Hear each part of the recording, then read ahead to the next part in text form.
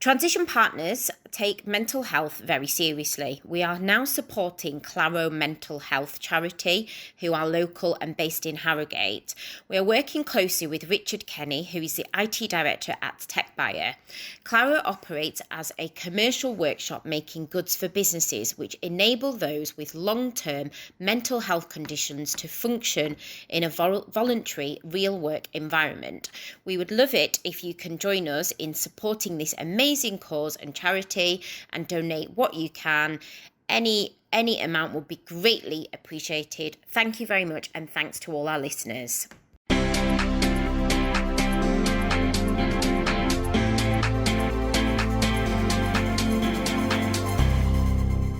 Hi, this is the Let's Talk Leadership podcast. My name's Ellie Greening.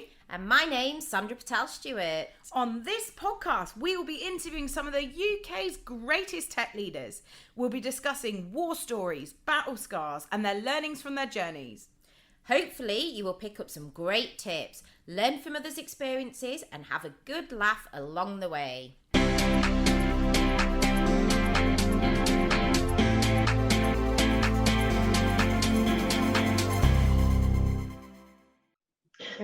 Hello everyone and welcome to the Let's Talk Leadership podcast.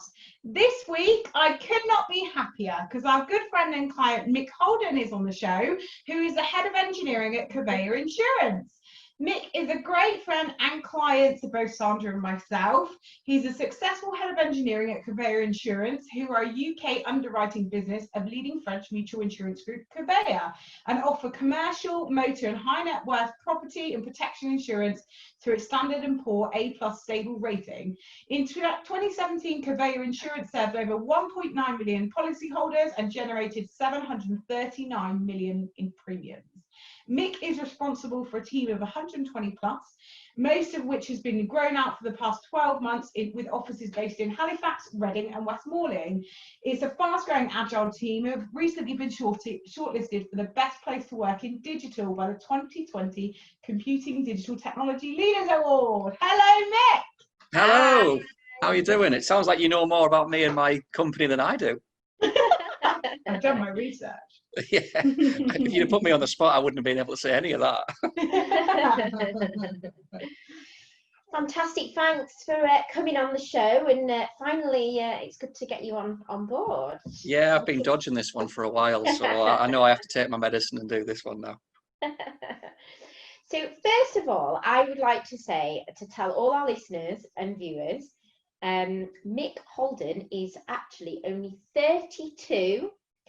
And he's one step away from sea level, which is a fantastic achievement. Now, I'm going to ask you to talk about your story next, and I kind of thought that you might leave that one out, so I thought it'd be good to let everyone know how much you have achieved in such a short space of time. So I'll hand over to you now to tell everyone more about you and how you got into tech and how you got to where you are today. Cool. Thank you very much. Thanks for the shout out as well. I don't look 32. I've aged horribly recently. Corona's not been kind to me. So where do I start? So a quick sort of journey through my career then. So originally from Durham, so a massive Newcastle United fan. I said to my mum I'd get that in, so shout out to How Are the Lads and all that. And then I went to Leeds Met Uni. And I did exactly what anyone would do at uni, which is not really go to uni, but just learn life skills and drink and make friends. And I distinctly remember one day waking up and going, "Ooh, I've not done any of my coursework for this module." And that module was Oracle. And I very nearly failed that module. A kind teacher took pity on me and kind of helped me through that course, put it that way. And then the economic crash happened in 2008. So at the time I was working in a Sky call centre, just selling Sky, which I suppose aligns with my gift of the gab. You certainly have that. Absolutely, yeah. And I saw one day that Morrisons supermarkets were advertising for like an Oracle analyst, Oracle developer junior position. And I thought maybe I could kind of do that because I had a really fantastic time at uni learning about that. And to be fair to Morrisons, they took me on. It was my first sort of career in tech. They made the early parts of my career. I mean, when I joined Morrisons, I didn't know what a contractor was or what a service integrator was or any of these sort of acronyms that we use. And it was a really great place to learn, to understand how a big corporation used IT for the good and for the bad. Did a few years of development, absolutely loved it, was really lucky to work with some amazing people. And then at that sort of time, maybe sort of 2010, the industry sort of fashion was, let's outsource everything. And I looked at my career and went, I don't want to get outsourced. Maybe I should do some sort of management-y, leadership-y type thing. And luckily I was working for two people who are super amazing there. So John Elliott, who's now, I think, CTIO at Sainsbury's, and Jennifer Mossop-Scott, who I think is like a director of technology or something at TalkTalk. I lose track of how amazing their job titles get these days. And they went, maybe you should do some implementation stuff. And it was my first time of kind of like managing people without line managing them. So like delivery through others.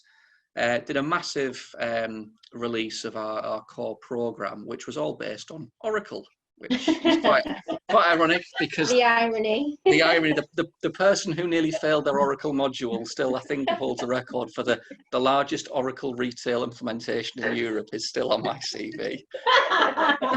Pretty funny. And then after that, like all programs come to an end, so I had to find like a real job at Morrisons at that point. Did various sort of leadership roles around the technology that I put in because I had that subject matter expertise, learned how to deal with stakeholders, senior stakeholders. And then after, I think, 8 or 9 years there, and probably 8 or 9 CIOs in 8 or 9 years, I got a bit change fatigued at Morrisons and was kind of like, well, maybe I'm just good at Morrisons because I know how everything works and who everyone is. I wanted to test my skill set elsewhere.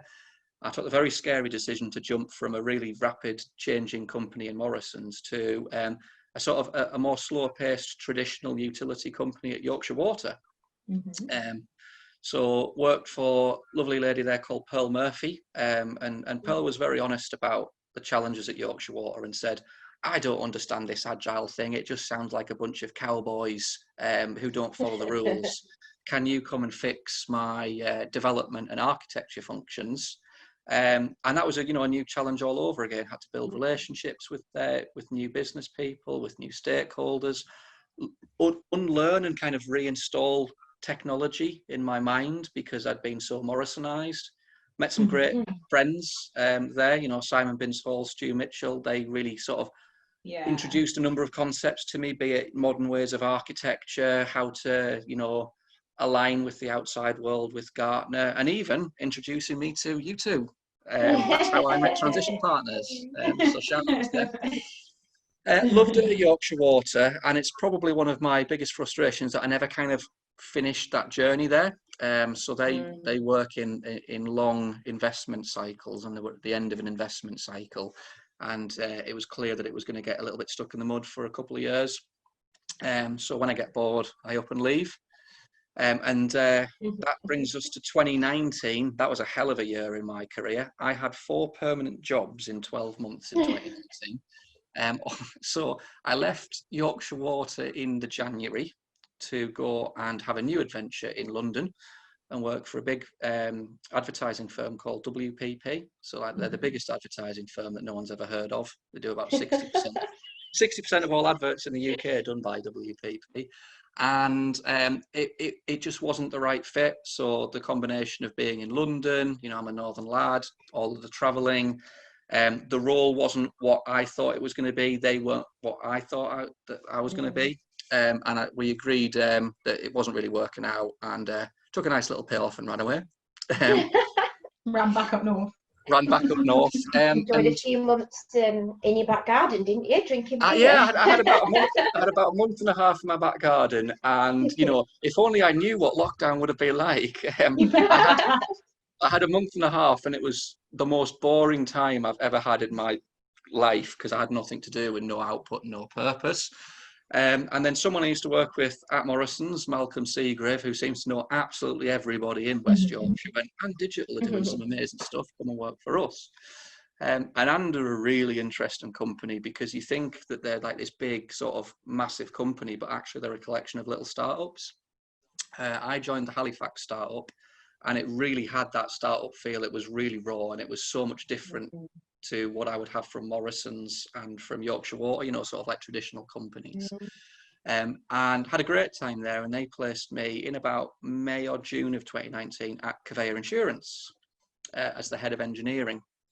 And I met the new CTIO, who's my current boss, Graham Howard, and he completely sold what he was going to do to Covéa to me. And it was such an exciting opportunity. I remember sitting at home going, can I move again? Is that even legally allowed? I'm not sure what the tax man's going to say about that. And, you know, to be fair to Digital, they were super mature about it. They let me follow my dreams. You know, thank you very much for that. And yeah, I think I joined officially to Covéa as the head of engineering in about October 2019. And I remember sitting down at Christmas and just being like, I am knackered. It's been a hell of a year. What a year. What a year. And 2020 was going to be mine and my wife's year to absolutely smash out of the park and go traveling and be happy with what we've got. And then coronavirus happened. Oh well, you'll just do the double of what you planned this year in 2021, can't you? That's the hope. But yeah, that's a whistle-stop tour through my career. Probably more than 10 minutes, sorry. It's all right, fantastic. You know what? It was. I've heard that story a couple of times, and I still laugh every time I hear it. I think that Oracle thing is just hilarious. Amazing, and you know, the fact that obviously Digital were very sensible and grown up about the transition to Covéa is amazing. And I could totally get you with Graham. I mean, I've only met I've met Graham a couple of times, but the first time I met Graham, I just remember saying afterwards, I was just like, oh my God, this guy is just like, as a leader, amazing. Yeah, fantastic. Sounds like you're in a great position now. So couple of leadership questions for you now. So what makes you, in your opinion, a great leader? Oh, that's a good question. I'll try and answer it honestly, because lots of people who might watch this will be like, Mick's not a very good leader. He's not a great leader. But I don't believe that. I'd like to say that I'm a decent leader. I think for me, and it kind of comes back from my Morrisons years and my personality type. I'm very binary. I'm yes or no, and I can't stand grey. So if there's a meeting or a decision to be made, I'm going to want to force a decision. And sometimes that's at my deficiency, because I can't think that strategically, because I'm so let's get stuff done. And I'm very bold and potentially blunt with what I say. So I'm not afraid to stick the oar in and stick the boot in and make change. And that's kind of what's led me to, I think I stumbled into it. It's only in the past couple of years I've realised that I think the thing that I'm very good at Digital is rebuilding potentially broken teams or departments. So I love to come in and go, right, I've got a bit of a playbook in my mind, the Mic Holden playbook of, you know, this is how we restructure things. This is how we make teams optimum. This is how we inspire people. This is, you know, people, process, technology, finance. It's a really basic playbook, but it's so amazing how many people get stuck into the detail and can't step back and go, how do we just make decisions? How do we get stuff moving quickly? You know, at Covea Insurance, when I first joined them, were a traditional red brick company. Same with Yorkshire Water. You know, those sort of companies don't make fast-paced decisions. That's another reason why I wanted to work with Graham. I could tell that he would give me the ability to make fast-paced decisions and let me off the leash. So yeah, I think that's what makes me a good leader. I genuinely care about people. They're not just FTEs or resources to deploy to a project. I reflect on all of the challenges that I've had in my career, be it, you know, you don't have enough experience or you're too young, and I'm determined for people who work for me to not have those challenges, because I know how frustrating it is. If you're good enough, you're old enough, as long as you're brave enough, I suppose. Fantastic. I mean, I personally think, for what it's worth, you are a great leader. I mean, you know, whenever we have candidates interview with you, you're so inspirational, and Makes our job very easy, actually, when I'm recruiting for you. So yeah, definitely. Thanks for that, Mick. Yeah. So in your current role, and obviously we're all going through generic challenges with the current corona situation, but in general, what pain points and challenges are you experiencing as a business? And kind of let's hear more about your problem areas and maybe some solutions or ideas that you've come up with to overcome those. Yeah, I think, there's personal problems and challenges, there's kind of department challenges, and then the business as a whole. So, I won't dwell too long on what's been quite well documented now around people's personal challenges and making sure you have a routine and go for walks and things like that. We at Covéa, we were really pushing hard to make sure that we had a bit of a branding around IT or technology, because similar to WPP that I mentioned in my earlier career, Covéa aren't really a company that you've heard of. We do insurance for other people. It's a bit of a joke. We're the biggest insurance company you've never heard of.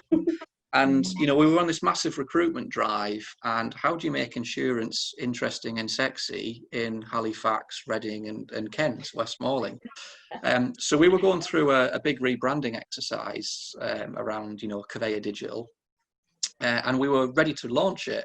And then coronavirus happened, and we're in the insurance sector. So a couple of points there. One, the entire organization suddenly had to work from home, and we've, got some IT challenges, the same as everyone else, and with the way that we've overcome them have been brilliant. But the executive team, I don't think, have worked with a really high functioning digital area before. So there was almost that expectation that we wouldn't really achieve anything. And it was sitting down with them and going, we're prepared to smash this out of the park. And it took a while to convince them that we were actually capable of doing that, and we weren't just, blowing smoke up our asses, for want of a better word. Then there was the whole insurance sector in general. There's a lot of press gone on around people not getting payouts for businesses, unethical practices, refunds of car insurance. And at the end of the day, we have to follow not only what is our affinity marketplace. So, we can't decide to refund, some of our customers' insurance premiums unless one of our affinity partners decides to do it. And then also, we're owned by a large conglomerate in France.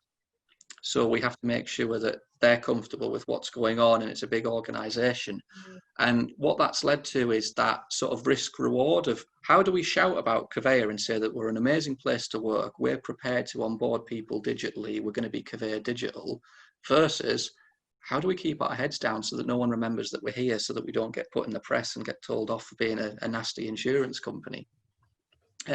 With a massive backlog of work to do, with an executive team going, yeah, you're all locked in, you won't get anything achieved. So that's been my sort of main challenge recently, or challenges.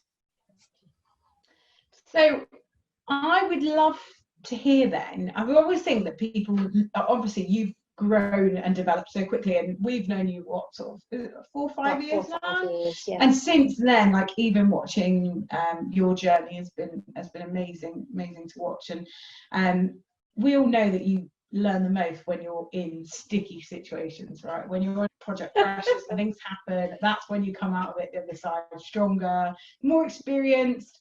So we would love to hear about like one of your biggest project failures, what that looked like, and what you learned off the back of it, because I'm sure you've got something terrible you can tell us. I'll do one not at my current employer. Okay, good idea. So when I was at Morrisons, I'd had like rapid career development, and it was at that point the only part of my IT career, and you start to kind of almost go, well, I can do no wrong, I can't make mistakes, everything's going well. Golden boy. Absolutely. And the Scottish alcohol laws had come in at that point in my career, which meant that you couldn't sell multi-packs of beer, like 3 packs for 20 quid. And I oversaw a team of engineers making the relevant changes so that Scotland would be able to do promotions, but in a legal way. And, we were under pressure from the exec. It was, a real high profile piece of work. And I remember getting all of the information back from my team going, we kind of think this is going to work, but maybe can we have, 2 or 3 more weeks to make sure that it's ready? And I was in charge of the development and the operations of this set of applications. And I took the decision that, I can do no wrong, it'll be perfect. And I put the change in. And it meant that a massive file went to every single till in every single store and crashed it, which meant that nearly every single store in Morrisons couldn't sell anything for about 2 to 3 hours, and I ended up. Oh my God! it wasn't my finest moments, and I was in front of So the board literally for that. every store in Scotland, the tills wouldn't work. 3 hours they were down, and you were in charge of that. And it was No, my I'd fault. like to be in your shoes then.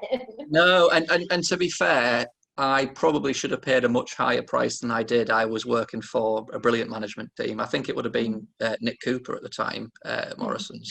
And, they realised that it was my first big balls up. They didn't hang me out to dry. They supported me. I did have to go and apologise to many important executive people at Morrisons, but I should have paid a higher price than I did. And it was definitely the biggest learning point of my career, maybe even to date, which is, very, very big lesson to be learned there. They didn't tell you how much the loss in revenue was, did they?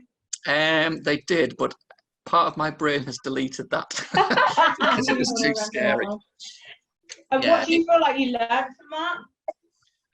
I think that it's a bit like kids growing up, really, isn't it? There's that phase where they feel like they're completely untouchable. They can't do any wrong. They can climb anything and they're not going to get hurt.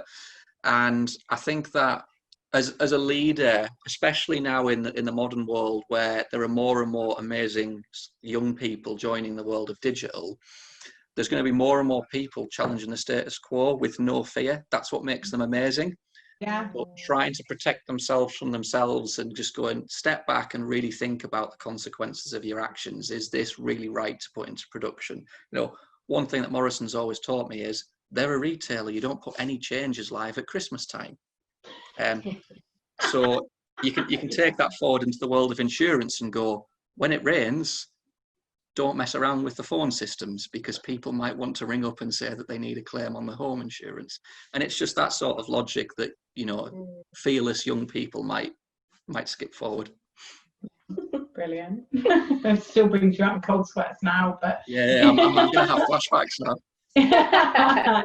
So your team then over the past 12 months has gone through a huge amount of change, huge amount of growth, which has been amazing to play a small part in that as well, which has been really great fun. But I'd love to, your style, like Sandra says, we know when we have people interview with you, Mick, they're always like, wow, this guy's impressive, you've got so much about you, so passionate, you're a great leader.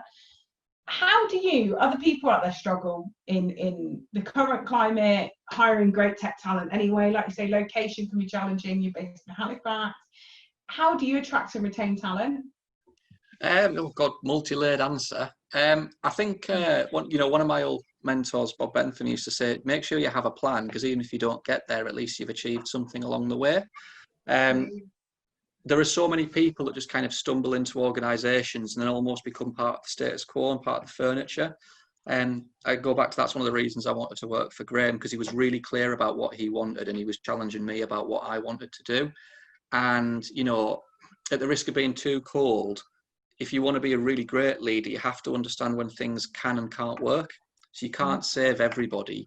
You can't change everyone. You can't inspire everyone. And it's about being really honest and going, this is what I want to do. And then there'll be three or four groups of people. The people who go, that's brilliant. I've been waiting to do that for years. Sign me up. Brilliant. You just need to give them guide rails and set them off running. There's the people who are like, I'm not sure, but okay, prove it to me. And they're brilliant people to work with, make sure that they've got the support and that you can advance their careers. And then for want of a better word, the dementors that just want to suck the life out of everything and go, you'll never work. I'm going to look forward to seeing you fail. And where a lot of people make mistakes is they try and invest too much time in, the naughty children in school, which means that the rest of the class doesn't learn anything. And it's about being able to be that person that everyone hates and go, right, we're going to have to make some changes here. I think it takes a lot to have to walk through a department with, 200 sets of eyes staring at you going, you're the one that's put me on consultation or anything like that. But it's worth it to get a harmonious, high functioning team or department at the end of it. So that's kind of one aspect of it. Can I ask for the question to be repeated as well, so I can think about the next lens on it? Yeah, around attracting and retaining the talent as well. Cool. So what that led to was, from an attraction proposition, it was almost a case of saying, right, there are certain companies that you can join where they've done all of the hard work and they've already got the dream. You can just come and machine the dream out. And a lot of people think that's great and then actually get a little bit bored of it because it's just the same thing every day. Whereas at Covéa, the attraction for me to almost, I believed in it myself. You've got to believe in what you're doing. So the attraction was, there are so many gaps from what we've done and the way that we've created it, that come in and don't just machine out the dream, come and be part of it, come and have your chance to reset and rebuild an amazing department aligned to a really key strategic, vision. Because Covéa were pivoting towards how can we make amazing sets of technologies to, really add an attraction to our affinity partners so that we can move quickly. From a retention perspective, I mean, you would argue, if you're being really cynical, that I've not been there long enough to have that challenge of retention. But I think it's about building brilliant teams. So my engineering leadership team, a lot of them have never actually worked in engineering before. And that really panics some people. But I think that's what makes a brilliant team, which is the ability to bring different points of view and different experiences. So someone that you know very well, Paul Pilling, Paul's come from a non-engineering background, but I saw cultural spark in him, and he's been instrumental in helping me think about how to create high-performing teams. How do you avoid a situation of dead man's shoes, where you sit down in a review with someone and go, you're brilliant, but for budgetary reasons, we're not going to give you any more money, and you're not going to get a promotion even though you want it, because Doris has been here for years and she doesn't want to leave yet. They're really interesting challenges to face. And we're already seeing articles come out in the press now. What is it, 29% increase in IT recruitment now? Because all companies are going, oh, yeah, we've got massive holes in our working from home solution. So now more than ever is when retention is going to be absolutely key. I think even more so than sort of acquisition, how do you keep your employees motivated, happy, and removing those blockers?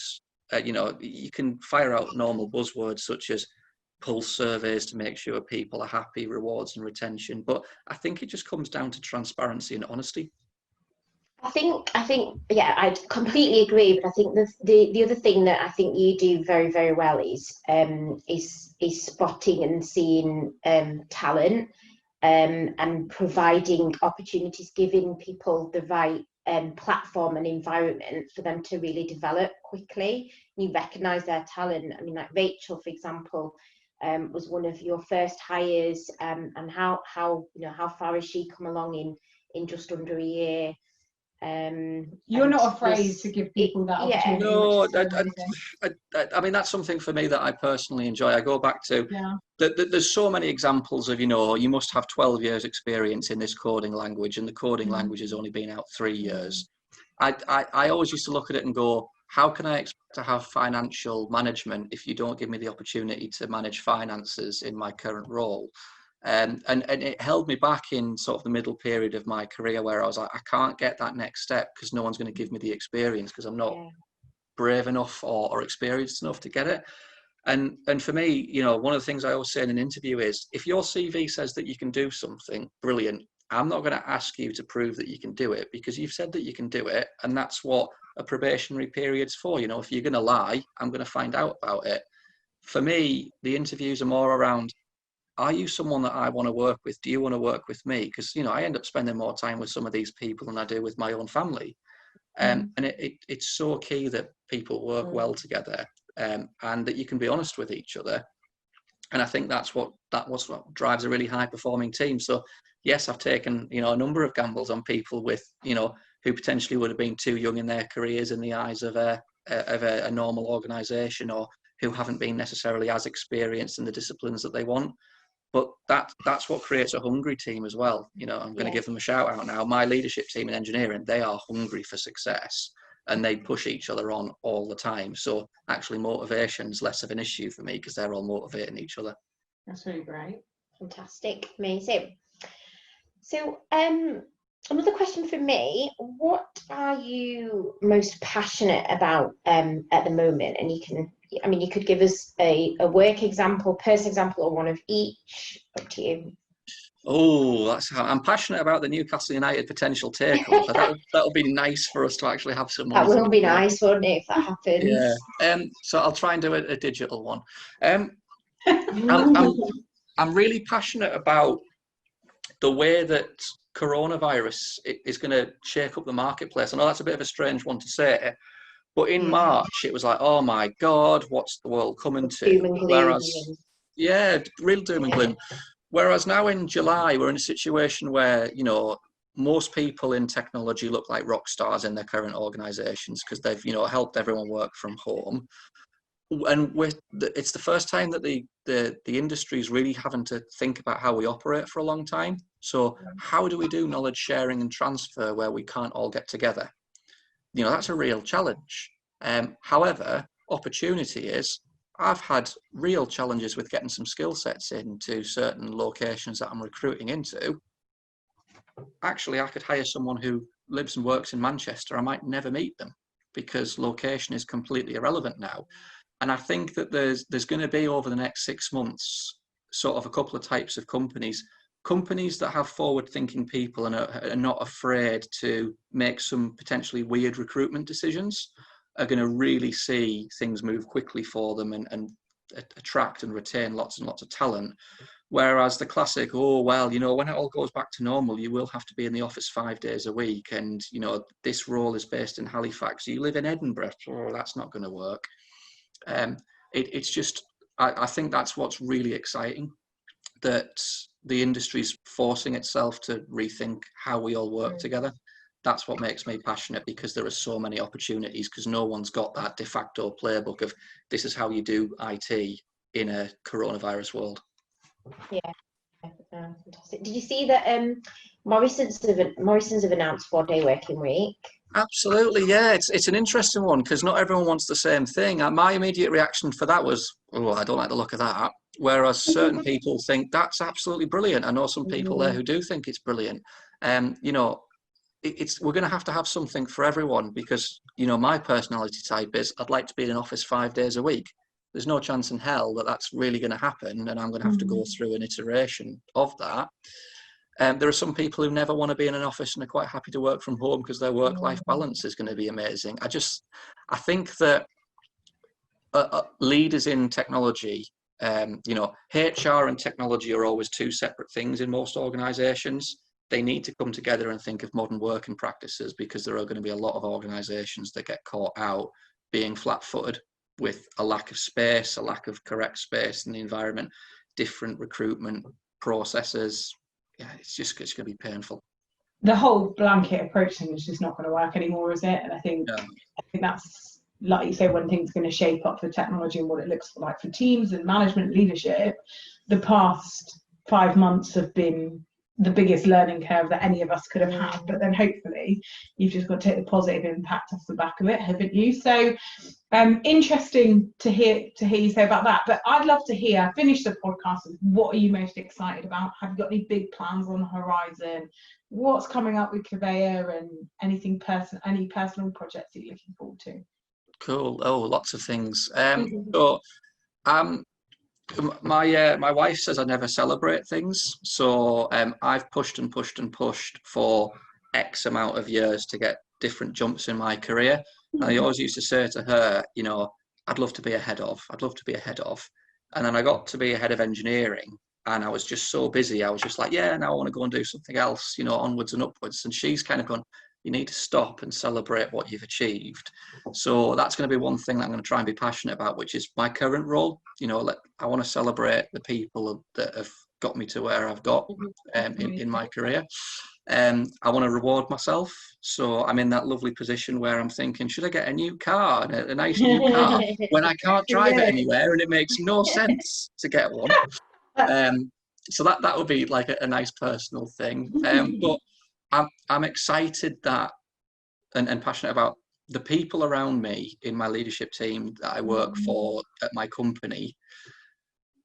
I have the best platform to succeed, and I've not felt like that in a long time. And you know, I've always been a driven person. I always want more in my career. The only thing that's going to hold me back now is me, and therefore I'm kind of going through a period of self-reflection to go, am I prepared to put in the hard yards to change some mannerisms that have been, you know, in my personality for a long time. Personal change is difficult. To make that next step, or do I go, do you know what, I'm really happy with what I do and where I am, and I'll accept my foibles. So Something tells me that is not going to happen. yeah, well, I hope not. But as I say, I've got someone pushing me all the time, and it's challenging. It hurts. It's stressful, but it's super rewarding for my personality type, at least. Anyway, so that's what the next X years look like for me. I love that you're still focusing on that personal development for yourself, like you say, longer term, that sea level. So it's a stone's throw away from where you are right now. It's so you as well. Yeah, definitely. Like we can see it, but like you say, there are like that personal development piece that you'll have to work on. But I think like it's amazing that you're able to pick that out, and you're gonna, well, after you've celebrated where you've got to so far. And I love that too, because so many of us set goals, you hit the goals, next goal, it's just, and you never take time to reflect and really appreciate all the hard work that you've put into it and the amazing things that you've done. You've got to be able to enjoy that journey. Absolutely. Yeah, and you do have something so special going on in, like, not just Halifax, obviously Reading and Westmoreland as well, but like the team and the culture there is so unique, isn't it? I think it's brilliant. You know, we wish nothing but success for you and the wider team. Absolutely. Thank you for helping us create it. But yeah, plug for Covea Digital. Awesome place to work. Come and work for an amazing group of people. Yeah, exactly. So it's been amazing having you on the show, Mick. If anyone wants to reach out, is it LinkedIn best form of contact? Yeah, LinkedIn's always the best way to get me. Although I think half of West Yorkshire seems to have my work number, so I'm sure I'll get some texts. But yeah, no, thanks for having me on. Hope I didn't waffle too much. No, that was amazing. You did an amazing job. And it's so nice as well to be back in the studio together, because me and Sandra have been working from separate laptops for a long time. So it's the first time we've been able to record a show sat socially distant, which has been great fun. So 1 metre apart, I hope. Yes, we are. Amazing. Thank you so much for coming on the show, Mick. Thank you. Bye. Thank you very much. Thank you. Bye.